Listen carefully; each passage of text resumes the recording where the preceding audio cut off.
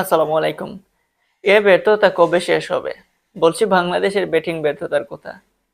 দীর্ঘদিন থেকে বাংলাদেশের ব্যাটিং ব্যর্থতা নিয়ে কাজ করছেন বাংলাদেশের বড় বড় কোচরা।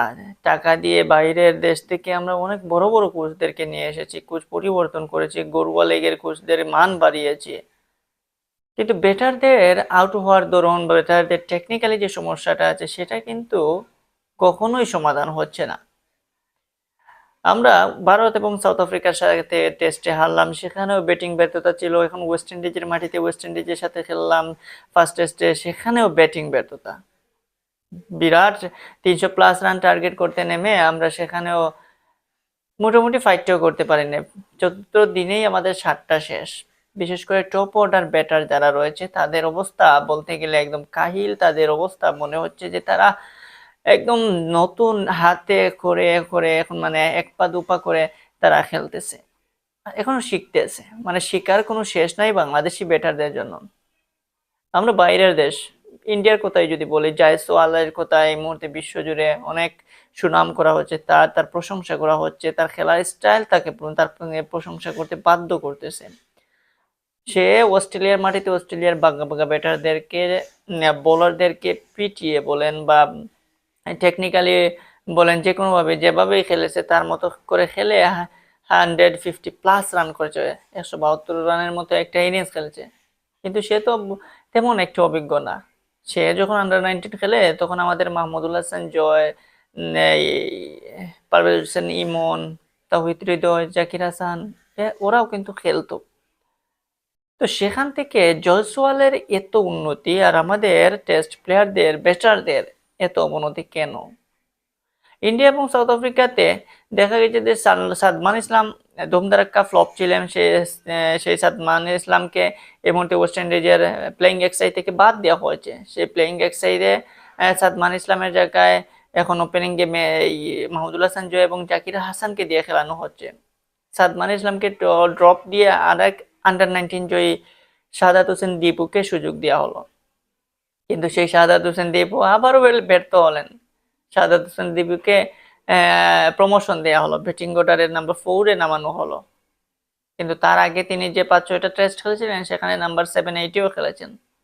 সেই শাহাদাত হোসেন দীপু এখানেও ফ্লপ। জাকির হাসানের কথা আর এই মুহূর্তে না বলাই ভালো, কারণ জাকির হাসানকে নিয়ে সবাই বলতেছে যে জাকির হাসান আসলে শুরুতে যেভাবে আশা জাগিয়েছিলেন যে একজন প্রপার টেস্ট ব্যাটসম্যান হিসাবে হয়তো মেলে ধরতে ভবিষ্যতে আরো পারবেন, বা ফার্স্টে তার খেলার স্টাইল দেখে বোঝা যাচ্ছিল যে হে জাকির হাসান আসলে তৃতীয় হতে এসেছেন, জাকির হাসান টেস্টটাকে টপ অর্ডারের হয়তো দুশ্চিন্তা মুক্ত রাখতে এসেছেন। কিন্তু সেই জাকির হাসান যেন বারবার বারবার একই কায়দায় বারবার ব্যর্থ হচ্ছেন। তিনি এই ওয়েস্ট ইন্ডিজের টেস্টে 2টা ইনিংসেই একদম টোটালি ফ্লপ, 2 অঙ্কের সংখ্যায়ও যেতে পারেন নাই।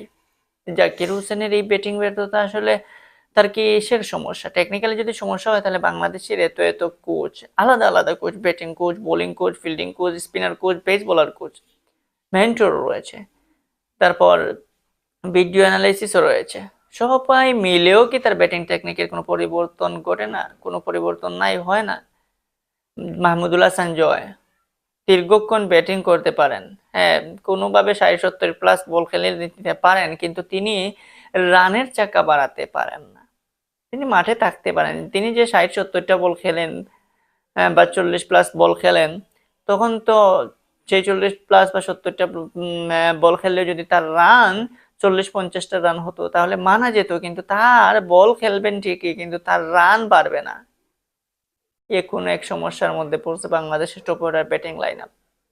সাদমান জয়, জাকিরের কথা তো বললামই, শাহাদাত হোসেন দীপু অনেক আশা নিয়ে অনেক ভরসা নিয়ে এসেছিলেন যে বা টিম ম্যানেজমেন্টও তার উপর ভরসা রেখেছিল যে আন্ডার 19 বিশ্বকাপ জয়ী প্লেয়ার, তিনিও ব্যর্থ। একদম ব্যর্থ, একদম ব্যর্থ। মানে পুরনো যদি এই মমিনুলরা যদি ঠিকঠাক ভাবে না দাঁড়ায় তাহলে নতুনরা দাঁড়াতেই পারে না। লিটন কুমার দাস কিছুটা ট্রাই করেন, পরবর্তীতে শেষ, উইকেট দিয়ে আসেন। মেহেদী হাসান মিরাজ কিছু ট্রাই করেন, পরবর্তীতে শেষ। মানে ব্যাটিং ব্যর্থতার থেকে বেরোতেই পারছে না বাংলাদেশ। এটা এটা কেন? এটার কি কোনো সমাধান নাই? বাংলাদেশের ব্যাটিং কোচকে শোনা যাচ্ছে যে বাদ দেওয়া হয়েছে, তাকে দেওয়া হবে অন্য জায়গায় তাকে বাংলাদেশের ঘরোয়া লিগের প্রতি যাতে ঘরোয়া লিগের ব্যাটারদের দিক নির্দেশনা বা বাংলাদেশের এইচপিতে দেওয়া হতে পারে এই বাংলাদেশের ব্যাটিং কোচ ডেভিড হ্যাম্প।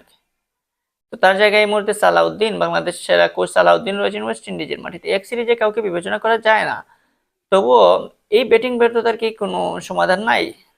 এই ব্যাটিং ব্যর্থতার কি কোনো একটা কোনো খোঁজ পাওয়া যায় না যে আসলে কি কারণ? টেকনিক্যালি কারণ তো অবশ্যই, কারণ টেকনিক্যালি কারণ ছাড়া তো ব্যাটারদের কখনোই উন্নতি হবে না।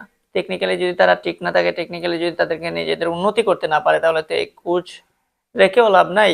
আর তাদের যদি মন মানসিকতা ঠিক না থাকে, কিন্তু তারপরেও এটার সমাধান হওয়া উচিত। বিশেষ করে প্লেয়ারদেরকে এগিয়ে আসা উচিত, প্লেয়াররাই এটার খুঁটিনাটি বিষয় বের করা উচিত, এবং ভিডিও অ্যানালিসিস যিনি আছেন তার হচ্ছে সর্বোচ্চ দায়িত্ব, এবং সেটাকে খুঁজে বের করা কোন ব্যাটারের কোন জায়গায় দুর্বলতা। এটা যদি খুঁজে না পাওয়া যায়, তাহলে এই ব্যাটিং ব্যর্থতা শেষ হওয়ার মতো না, আর শেষ হবেও না। তাই আশা করব এই টেস্টে আজকে কি হবে সেটা তো ফলাফল সবাই জানেন। এখন সেকেন্ড টেস্টের অপেক্ষায়, দেখা যাক বাংলাদেশের ব্যাটিং ব্যর্থতা ঘুষবে কি